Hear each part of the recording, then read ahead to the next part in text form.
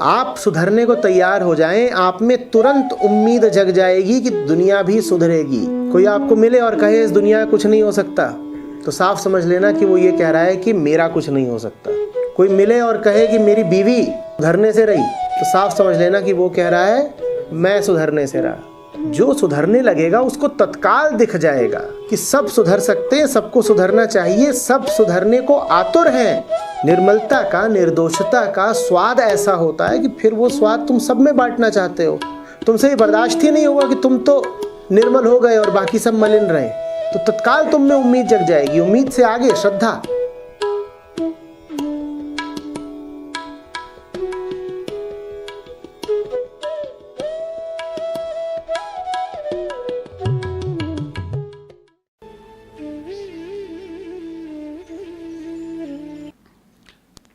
छठा अध्याय 10वां श्लोक। पूछ रहे हैं कि इस श्लोक का जो अनुवाद हमें उपलब्ध है उसमें कहा गया है कि आत्मा को परमात्मा में निरंतर लगाने का अभ्यास किया जाए। तो पूछ रहे हैं कि ये आत्मा को परमात्मा में लगाने की बात क्या है। और इसी श्लोक में तुमने पूछा है कि ये आशा रहित होना और संग्रह रहित होना क्या है। पहली बात तो इसमें जो अनुवाद आप पढ़ रहे हैं वो ठीक नहीं है। श्री कृष्ण इसमें कहीं भी परमात्मा की बात नहीं कर रहे हैं।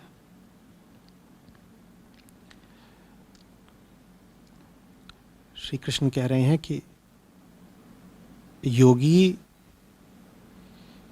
योग का अभ्यास करते हुए सतत आत्मा में ही स्थित रहे, एकाकी रहे और सांसारिक प्राप्तियों की आशा और परिग्रहण से दूर रहे। बस इतना कहा है। बाकी जो बात कही गई है वो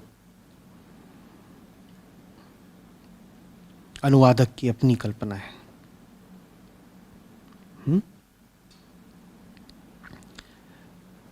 तो देवाशीष ने बिल्कुल ठीक कहा। इसमें श्री कृष्ण का उपदेश इतना ही है कि हाँ, मन आत्मा में ही लगा रहे, सांसारिक वस्तुओं की आशा और सांसारिक वस्तुओं के परिग्रहण की ओर न लगे।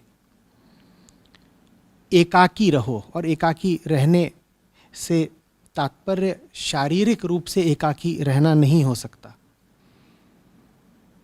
क्योंकि शारीरिक रूप से एकाकी रहना संभव भी नहीं है और महत्वपूर्ण भी नहीं है, लाभदायक भी नहीं है।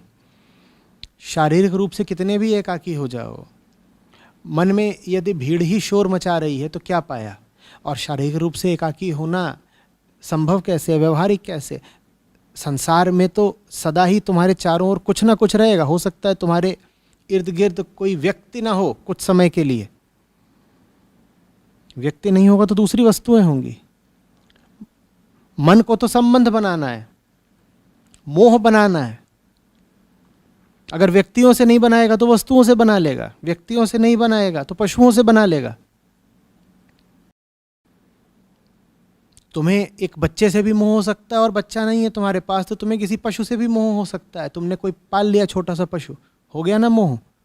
और कह तुम यही रहे हो कि हम तो एकाकी रहते हैं, हमारे साथ कोई नहीं, क्या फर्क पड़ा। कोई व्यक्ति होता तो व्यक्ति से मोह करते, व्यक्ति नहीं है तो पशु से मोह कर रहे हो। पशु भी नहीं है तो तुम्हें अपनी कुर्सी से मोह हो गया है, अपने घर से मोह हो गया है, अपने कपड़ों से मोह हो गया है। तो एकाकी रहने का अर्थ शारीरिक रूप से एकाकी रहने से या एकांतवास से नहीं है। एकाकी रहने का अर्थ है मन एकाकी रहे। मन के एकाकी रहने का एक ही आशय होता है, मन आत्मा में स्थित रहे, मन मात्र कृष्ण के साथ रहे। एकाकी मन एक कृष्ण के साथ रहे और किसी के साथ नहीं। संसार के जो बाकी सब हैं जो मन में छाए रहते हैं वो मायावी हैं। जो मन से ना उतरे माया कहिए सोए, कबीर साहब। मन में बाकी लोग घूमे ही नहीं। जितनी बार तुम्हारी मन में 50 लोग घूमने लग जाएं इधर उधर के, जान लेना कि पाप कर दिया तुमने। जितनी बार संसार की आवाज़ें तुम्हारे मन में घूमने लगें, संसार के लोग तुम्हारे लिए बड़े महत्वपूर्ण हो जाएं, उनका तुम बड़ा विचार करने लगो, चाहे राग में, चाहे द्वेष में, चाहे मोह में, चाहे मात्सर्य में, जान लेना कि गड़बड़ हो गई, एकाकी नहीं रह गए तुम। मन में भीड़ घुस आई, मन में पता नहीं किसके किसके चेहरे, किसकी किसकी आवाज़ें आ गईं। ये तो गलत हो गया। और जो मन में आते हैं वो आते ही इसीलिए हैं क्योंकि तुम्हें आशा होती है उनसे कुछ प्राप्त करने की। क्या प्राप्त करने की? कृष्ण प्राप्त करने की आशा तो कभी तुम करते ही नहीं। मन में जो तुम्हारे लोग घूम रहे हैं, क्या वो इसलिए घूम रहे हैं कि उनसे तुम मुक्ति पाने की आशा रखते हो? बिल्कुल भी नहीं। उनसे तुम कुछ सांसारिक वस्तु ही पाने की आशा रखते हो, है ना? आशा रखते हुए कुछ मिल जाएगा और फिर जो मिल जाता है उसका तुम परिग्रहण करना चाहते हो।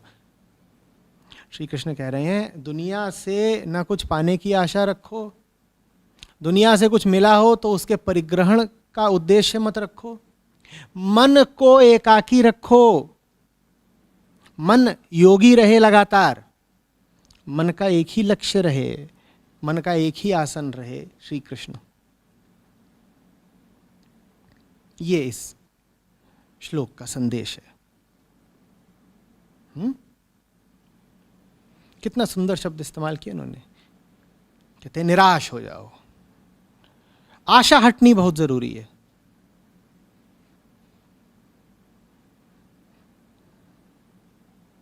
जब कह रहे हैं आशा हटनी जरूरी है, माने दुनिया की आशा। दुनिया से तुम्हें आशा हटाना इसलिए ज़रूरी है क्योंकि दुनिया से तुम्हें जो चाहिए दुनिया वो तुम्हें कभी दे पाएगी ही नहीं। तुम व्यर्थ आशा कर रहे हो, मूर्ख बनोगे। इसलिए कह रहे हैं निराश हो जाओ। आशा ही परमम दुखम। आशा से बड़ा दुख दूसरा नहीं है, क्योंकि आशा व्यर्थ जाएगी, दिल टूटेगा तुम्हारा। जो पाना चाहते हो दुनिया दे ही नहीं सकती।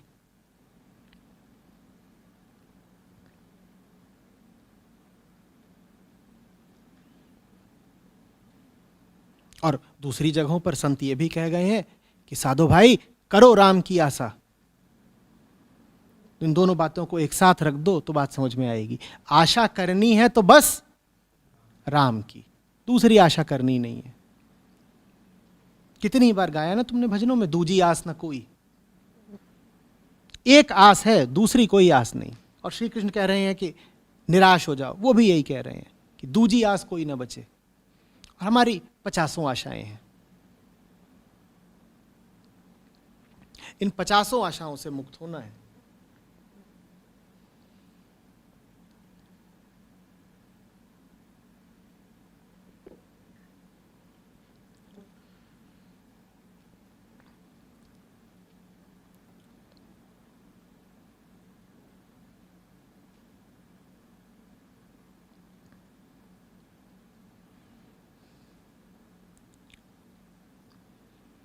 ये भी समझ में आ रहा है कि आशा और परिग्रह कैसे साथ साथ चलते हैं।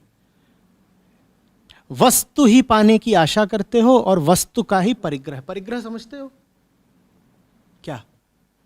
हाँ, इकट्ठा कर लेना, संचय कर लेना।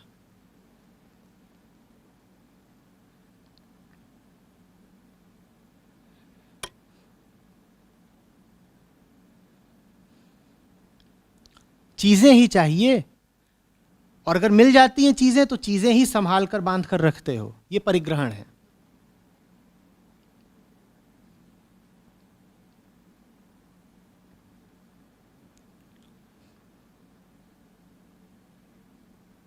उन चीजों से वो चीज कभी मिलती नहीं जो चाहिए। चीज एक वादा भर है, एक आशा भर है।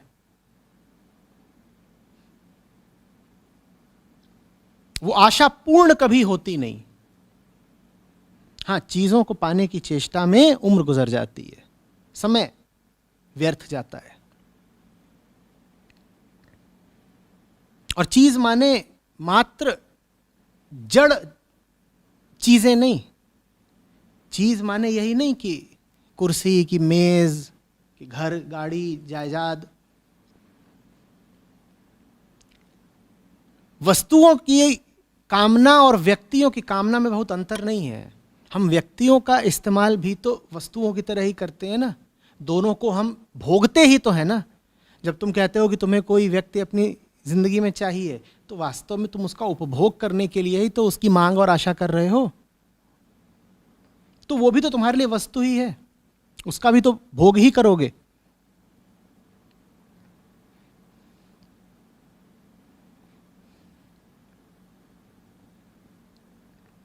कहते हो कोई यार चाहिए जिसके साथ बैठ के पी सकें। अब शराब की बोतल है और सामने यार बैठा है जिसके साथ पी रहे हो, तुम दोनों का उपभोग कर रहे हो ना, दोनों को कंज्यूम कर रहे हो ना। किन दो को? बोतल को भी और यार को भी। तुम दोनों का भोग ही तो कर रहे हो। तो वस्तु और व्यक्ति दोनों की आशा को एक ही जानना। ये मत कह देना कि वस्तुओं का भोग होता है, व्यक्ति से प्रेम होता है, गलत बात। प्रेम तो एक से ही हो सकता है, उसका नाम कृष्ण है। प्रेम तो एक से ही हो सकता है, उसका नाम सच्चाई और मुक्ति है। बाकी तो सब भोगने के लिए ही मौजूद है दुनिया में। बाकियों से हमारा आकर्षण मात्र भोग का ही होता है।